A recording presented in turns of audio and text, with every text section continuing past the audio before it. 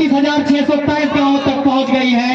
ये इनकलाब अब नहीं रुकेगा, ये एक नए इनकलाब की आवाज है, ये झारखंड की धरती को जगाने की आवाज है, ये आवाज अब रुकने वाली नहीं है। लेकिन इस मिर्जा के धरती से एक बात का यहाँ पर आप लोगों को संदेश देना चाहते हैं कि आपको इस पहलू पर गौर करना होगा कि झारखंड के 81 विधानसभा सीटों पर 14 लोकसभा के सीटों पर झारखंडी माटी के विधायक और सांसद बनाने के लिए आपको संकल्प लेना होगा, और जब तक ये संकल्प नहीं दोहराएंगे ये धरती पर परिवर्तन नहीं होगा।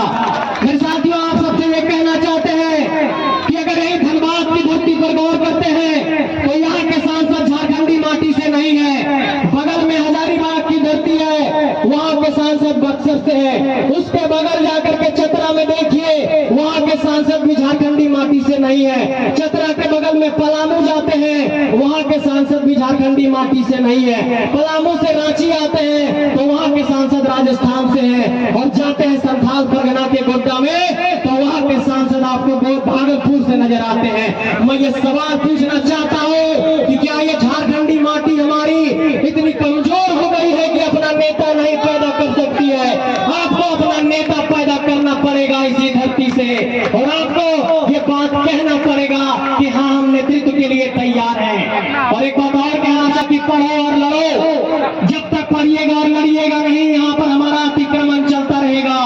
एक बात पर समझिए कि हमारे लोग न्यायपालिका में नहीं है, हमारे लोग विधायिका में भी नहीं है, हमारे लोग पुलिस व्यवस्था में, अफसरशाही में बहुत कम है। हमारे पास एकमात्र रास्ता है अपने हक अधिकार की आवाज को बुलंद करने के लिए कि हम अपना सांसद विधायक बना सके। उस पर भी इन लोगों ने कब्जा कर लिया है। कमर में रस्सी बांधिए, पीला गमछा बांधिए और जंग के लिए तैयार हो जाइए।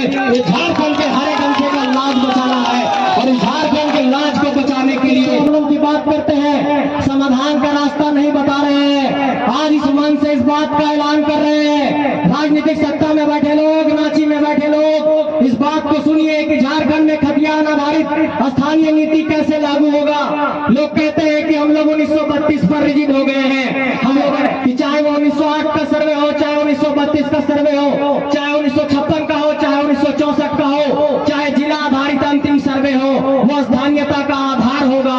हम ये कहना चाहते हैं कि स्थानीयता के अगर नीति बनाने की जब बात आती है तो अगर नागालैंड के लिए संविधान के 371 अनुच्छेद में विशेष प्रावधान किया गया है तो क्या झारखंड के लिए नहीं किया जा सकता है? इसलिए हम ये कहना चाहते हैं कि दबाव बनाना होगा सेंट्रल गवर्नमेंट पर भी, और जो बात जयराम भाई कहते हैं कि 14 सांसद बना करके दिल्ली भेजना होगा, वो करना होगा आपको, तभी हक मिलेगा, तभी देश के सबसे बड़े पंचायत में आवाज बुलंद होगी। और देश के सबसे बड़े पंचायत में जब तक ये आवाज नहीं बुलंद होगी तो आप लोग ये सोचते होंगे कि हम लोग सिर्फ झारखंड में विधायक बना करके अपना हक हासिल कर लेंगे, तो ये नहीं हो पाएगा। होगा कि जिन 14 लोगों को हम लोगों ने भेजा, उन लोगों ने झारखंडियों के आधार पर, झारखंडियों के हक अधिकार के लिए कितना वहां पर सवाल उठाया है। और देश के प्रधानमंत्री से भी एक सवाल है कि जो झारखंड 40% खरीद देता है, और जो हमारे भाई कहते हैं कि मैं पूछना चाहता हूं कि 9 सालों में